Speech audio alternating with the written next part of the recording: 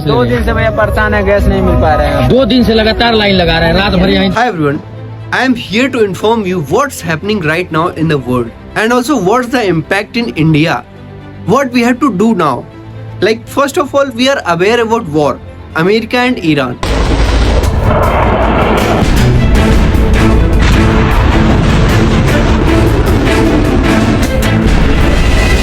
इस वॉर का इम्पैक्ट हमारे इंडिया में बखूबी दिखने लगा है। लाइक 3-3 दिनों तक लोग लाइनों में लगे हुए हैं गैस सिलेंडर के लिए। गैस के खाना बन रहा है नहीं आपके घर? नहीं अभी आप कितने दिन से आ रहे हैं गैस लेने? 4 दिन से 4 दिन से राज gas.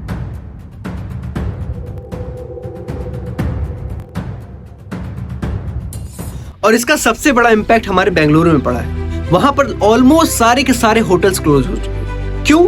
Due to shortage of LPG gas.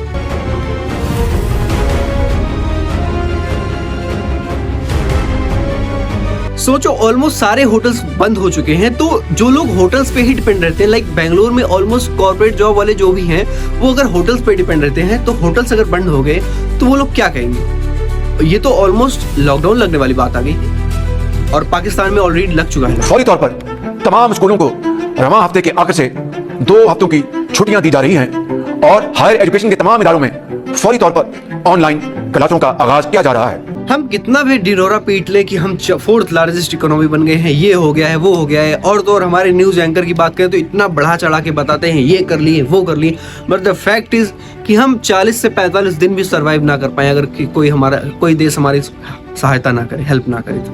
Apart from this, एक बैरल में लगभग 159 लीटर क्रूड ऑयल आता है, जो ऑयल रिफाइनरी के बाद 73 लीटर पेट्रोल और 36 लीटर डीजल निकलता है।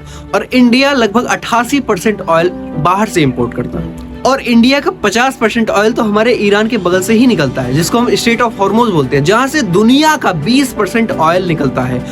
सऊदी अरेबिया हो गया, इराक हो गया, कुवैत हो गया, इन सब का इंपोर्ट यहीं से ही होता है। 20% ऑयल लगभग पूरी दुनिया का, और इस समय ईरान ने इसको बंद कर दिया। मिडिल ईस्ट कन्फ्लिक्ट के बाद क्रूड ऑयल ऑलरेडी $80 पर बैरल तक जा चुका है, और अगर ऐसे ही स्टेट ऑफ हॉर्मोज बंद रहा तो ये 130 से लेकर $300 पर बैरल तक जा सकता है। और इंडिया के पास सिर्फ और सिर्फ 40 से 45 दिन का रिजर्व ऑयल बचा हुआ है। सीधा देखें तो अगर ये 20 से 25 दिनों में ये वॉर बंद हो जाती है तो सब कुछ नॉर्मल हो जाएगा, अदरवाइज लॉकडाउन लगने की कंडीशन आ सकती है इंडिया के अंदर। देखो, एक वॉर कितना ज्यादा इम्पैक्ट ला सकता है पूरी दुनिया के अंदर। Just you have to feel this that हम सब एकदम से डिपेंडेंट हो गए हैं ऑनलाइन ट्रांजैक्शन के ऊपर। लाइक ऑटो वाला हो गया, रिक्शा वाला हो गया, हमारे सब्जी वाला हो गया, हम सभी के सभी एकदम ऑनलाइन ट्रांजैक्शन के ऊपर डिपेंड हो गए। और मिडिल क्लास में मैं ये मोस्टली कह रहा हूँ कि किसी के पास कैश नहीं पड़ा होगा। मतलब मैं ये नहीं कह रहा 10-20 हजार,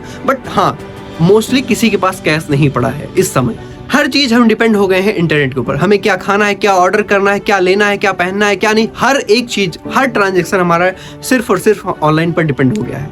और अचानक से अगर ये इंटरनेट बंद हो जाए तो क्या होगा?